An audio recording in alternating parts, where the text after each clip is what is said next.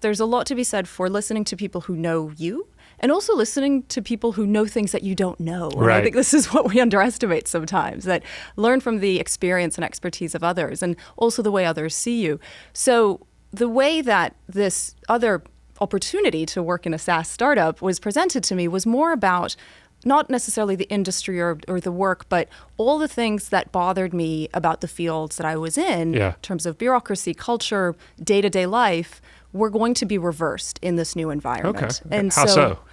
Well, red tape disappeared. When you go from working in a very established corporate environment, to a SaaS startup with 3 people in an attic, red tape's gone. Oh, so it was really a startup. Yes. 3 people in. Okay. Yeah, it was. That was our setup. So, and you were there for what, 10 years? 12 years. 12 years. Okay. Yes. So, how big did that company grow?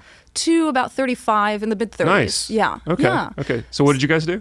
It's a content aggregator and it creates newsletters essentially. So what it does is it allows information departments, primarily also marketing teams, to aggregate external content. So mainly large professional services firms we were working with, government agencies. So they're looking at the content, not that they're creating internally, but external, compiling that and then utilizing that internally. And what was your role? It's a startup, so I'm sure you had many roles, but what were your roles in the company? Well, my first role was do the things that need to be done. So there was the founder who was the product guy. There was, at the time, our crawlers still had a lot of manual involvement. So there was somebody who was doing sort of the editorial.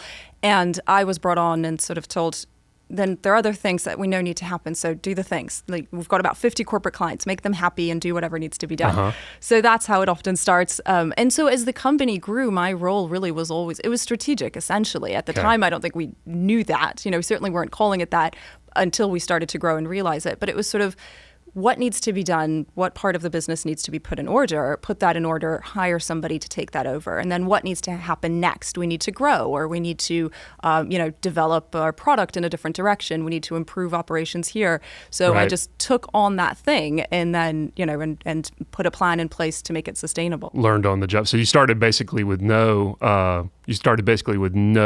business plan to speak of, or basically, one of my first jobs was not so much a business, it was more of a marketing plan when it came down to it, because at that point their main concern was we need to make our clients happy and get new ones. We don't really know how we got the clients we got so far. I mean, good product, etc. But they're just kind of coming to us through referral or word of mouth. So how do we become more deliberate about this?